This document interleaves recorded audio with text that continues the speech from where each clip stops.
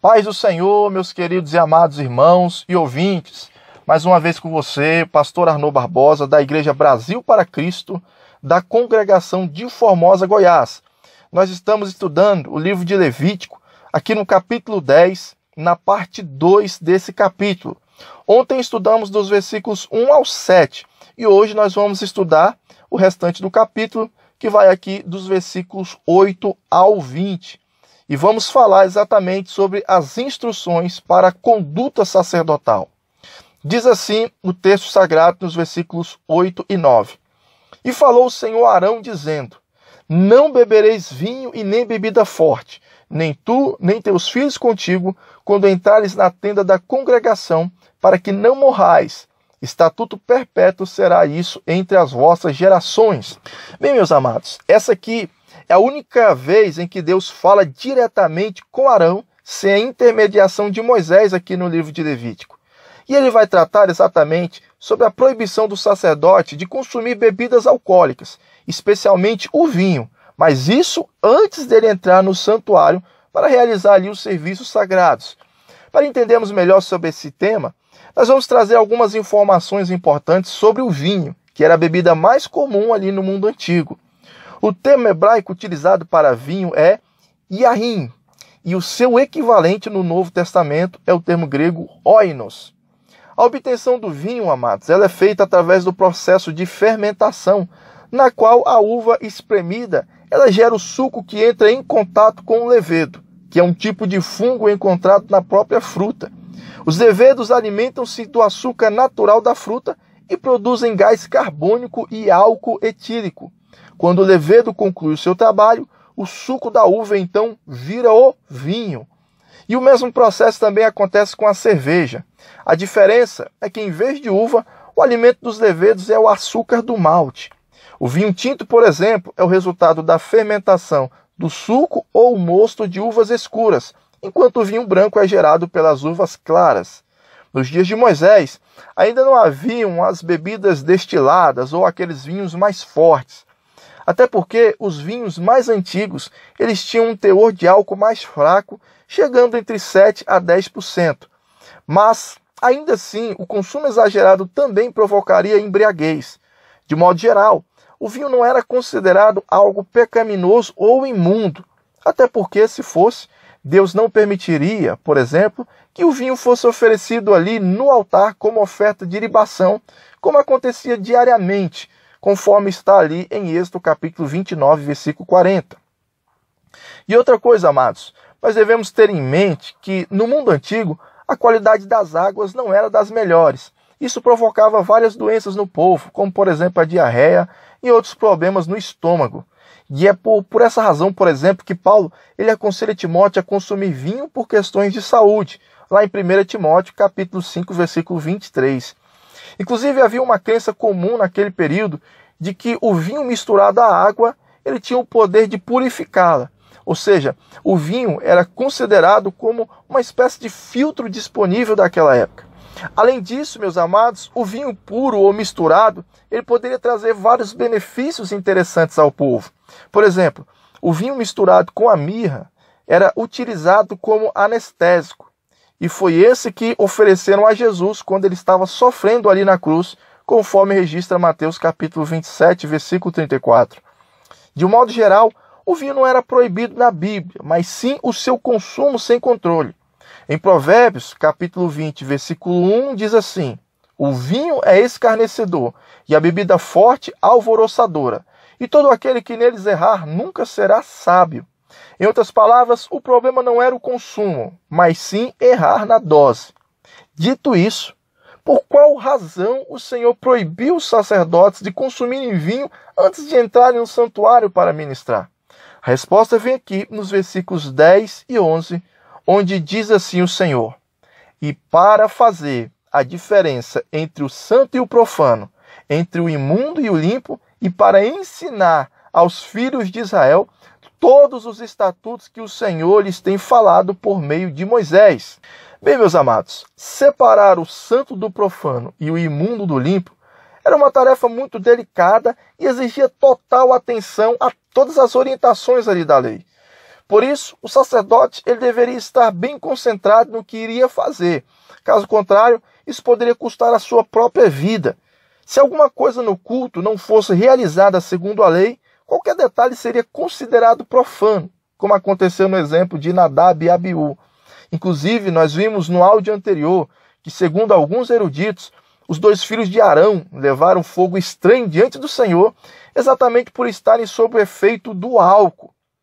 Nós sabemos que beber vinho ou outras bebidas alcoólicas pode entorpecer os sentidos, e no caso dos sacerdotes, isso poderia levá-los a cometer algum erro nas liturgias do culto sagrado.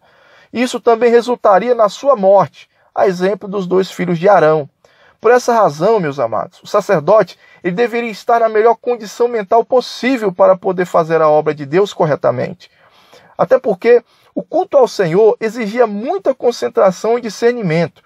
Futuramente, os reis também seriam advertidos a não serem inclinados ao vinho e nem às bebidas fortes, para não se esquecerem da lei e não perverterem o direito dos aflitos, conforme está em Provérbios 31, versículo 4 e 5.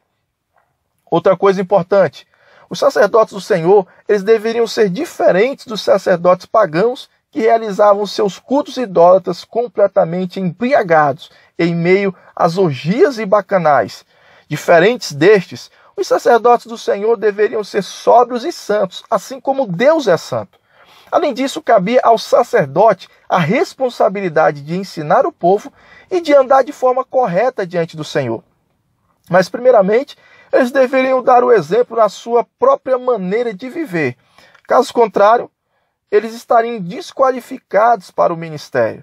Até porque, meus irmãos, como é que um sacerdote do Senhor, que tinha problemas com o alcoolismo, como é que ele poderia ensinar o povo?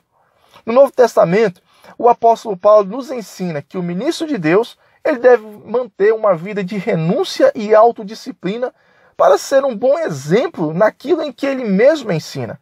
Diz o texto: antes subjugo o meu corpo e o reduzo à servidão, para que, pregado aos outros, eu mesmo não venha de alguma maneira a ficar reprovado. 1 Coríntios, capítulo 9, versículo 27. Infelizmente, nos dias do profeta Isaías, tanto os sacerdotes quanto os profetas, que eram as lideranças espirituais do povo, eles estavam envergonhando a obra do Senhor. Diz ali o texto: mas também estes erram por causa do vinho, e com a bebida forte se desencaminham. Até o sacerdote e o profeta erram por causa da bebida forte, são absolvidos pelo vinho, cambaleiam por causa da bebida forte, erram na visão e tropeçam no juízo. Isaías capítulo 28, versículo 7. Por essas e outras razões, a palavra de Deus nos orienta a termos o cuidado com qualquer tipo de bebida alcoólica. Até porque, meus amados, nós devemos lembrar que os bêbados, eles não herdarão o reino de Deus. 1 Coríntios capítulo 6, versículo 10. Por isso a palavra do Senhor, ela nos ensina, amados, a não nos embriagarmos com um vinho em que há contenda e dissolução, mas a nos enchermos do Espírito Santo de Deus, conforme está em Efésios capítulo 5, versículo 18. Continuando ali no capítulo 9 de Levítico, nos versículos 12 ao 15, diz assim o texto sagrado: e disse Moisés a Arão, e a Eleazar e a Itamar, seus filhos, que lhe ficaram: tomai a oferta de manjares, restante das ofertas queimadas do Senhor, e comei-a sem levedura junto ao altar, porquanto é coisa santíssima. Portanto a comereis no lugar santo, porque isto é a tua porção e a porção de teus filhos, das ofertas queimadas do Senhor, porque assim me foi ordenado. Também o peito da oferta movida e a espádua da oferta alçada comereis em lugar limpo, tu e teus filhos e tuas filhas contigo, que foram dadas por tua porção e por porção de teus filhos, dos sacrifícios pacíficos dos filhos de Israel.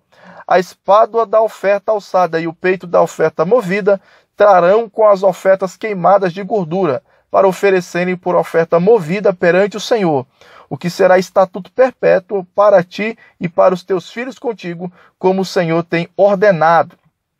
Amados, após a ordem direta de Deus a Arão em relação ali ao tema do vinho e da bebida forte, Moisés retorna novamente à palavra e fala sobre o procedimento dos sacerdotes em relação às ofertas do povo e a parte destinada a eles, como mantimento pessoal deles e de sua família. Nas ofertas relacionadas às coisas santíssimas, somente os homens da classe sacerdotal eles poderiam comê-las no tabernáculo, ao lado do altar.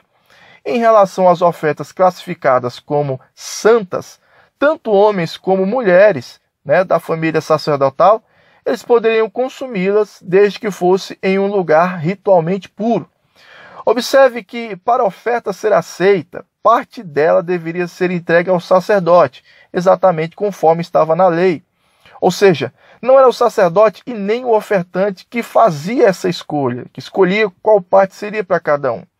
Se o ofertante não entregasse ao sacerdote a parte que lhe era devido, ele cometia grave pecado de sacrilégio, e para ser perdoado, deveria entregar o que reteve para si, com um acréscimo de 20% pelo dano causado ao ministro do Senhor, além de um carneiro sem defeito, como oferta pelo pecado cometido contra o próprio Deus. Até porque aqueles que se negavam em sustentar a casa sacerdotal cometiam grave ofensa contra Deus.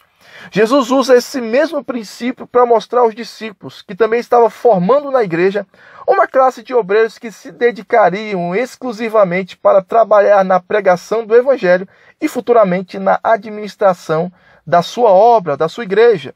Lucas capítulo 10, versículo 4 ao 7. Por outro lado, se o sacerdote ele viesse a tomar da oferta uma parte que não lhe pertencia, certamente ele sofreria o juízo de Deus, como aconteceu também aos dois filhos de Eli, Ofni e Finéias. Estes dois irmãos cometeram graves pecados diante de Deus, porque desprezaram a oferta do Senhor, pegando para si o que bem queria ao seu bel prazer, conforme registra 1º livro de Samuel, capítulo 2, versículo 12 ao 17. Por isso, aqueles que administram, amados, os recursos enviados à casa do Senhor, eles devem sempre lembrar que esse dinheiro é consagrado a Deus. Ou seja, quando os dízimos e as ofertas são depositadas na salva, ou no gasofilaço, ou que seja diretamente na conta da igreja, aquele dinheiro não é mais do povo, mas do Senhor. E, portanto, ele deve ser administrado com muito zelo e amor. Nos versículos 16 ao 18 do capítulo 9 de Levítico, diz assim: E Moisés diligentemente buscou o bode da expiação, e eis que já fora queimado. Portanto, indignou-se grandemente contra Eleazar e Itamar, os filhos de Arão que ficaram, dizendo: Por que não comeste a expiação do pecado no lugar santo? Pois é coisa santíssima, e Deus a deu a vós, para que levasseis a iniquidade da congregação, para fazer expiação por eles diante do Senhor. Eis que não se trouxe o seu sangue para dentro do santuário, certamente deveriam ter comido no santuário como tenham ordenado.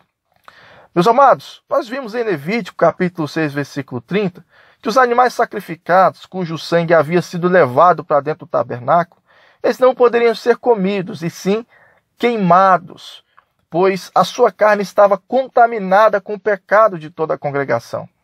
Mas aqui, o sangue do bode não havia sido levado para dentro do santuário, e por isso, parte dele deveria ser comido pelos sacerdotes ministrantes. Nesse caso, Eleazar e Itamar, eles não comeram a sua parte no sacrifício e queimaram toda a carne. Isso deixou Moisés muito irritado, até porque a situação da congregação estava em risco, pelo fato deles não terem concluído o ato de expiação que determinava a lei. E Moisés, temendo uma nova tragédia semelhante à de Nadab e Abiú, além da ira de Deus sobre o povo, então ele questionou os dois sobre o porquê eles não cumpriram todo o procedimento da forma que deveriam fazer. Arão, então, ele toma a palavra e responde a Moisés aqui no versículo 19, dizendo assim: Então disse Arão a Moisés: Eis que hoje ofereceram a sua expiação pelo pecado e o seu holocausto perante o Senhor, e tais coisas me sucederam. Se hoje tivesse comido da oferta da expiação pelo pecado, seria isso, porventura, aceito aos olhos do Senhor? E Moisés, ouvindo isso, deu-se por satisfeito. Podemos ver aqui, meus amados, como o temor do Senhor se apoderou de todos ali, após a morte de Nadab e Abiú. Repare que qualquer pessoa que transgride ali voluntariamente a lei, motivada por um coração rebelde e presunçoso, ele teria como punição a própria morte. O erro de Arão e seus filhos, mais novos, nesse caso, são totalmente diferentes dos erros cometidos ali pelos 2 filhos mais velhos, que eram profanos e irreverentes. Até porque, meus amados, Arão, Eliezer e Itamar, eles erraram pelo excesso de temor e reverência às coisas santas, enquanto Nadab e Abiú, eles pecaram pela falta desse temor. Neste episódio, Arão e os 2 filhos, eles tiveram muito medo de não serem aceitos por Deus.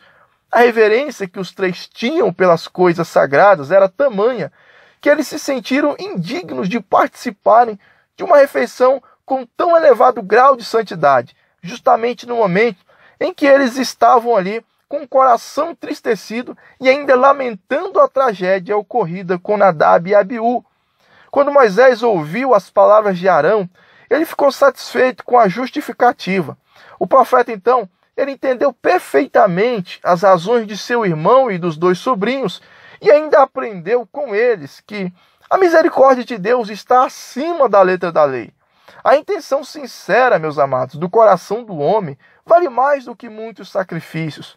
Por isso, Jesus nos ensinou que Deus é Espírito e é necessário que aqueles que o adorem em espírito e em verdade, conforme está no Evangelho de João, capítulo 4, versículo 24. Dessa maneira, eu quero aqui encerrar o capítulo 10 do livro de Levítico e também a minha participação até o momento na leitura bíblica em classe aqui do livro de Levítico, agradecendo ao nosso amado pastor Gideon Júnior pelo convite e oportunidade e também a bênção da nossa pastora Loide, nossa pastora presidente. Que Deus possa abençoar toda a liderança do nosso ministério, aos pastores e obreiros e a você que tem nos ouvido e nos acompanhado nessa leitura bíblica diária. Que Deus possa vos dar muita sabedoria e graça e que você cresça no conhecimento de nosso Senhor e Salvador Jesus Cristo. Que Deus abençoe a todos. Fiquem na paz do Senhor.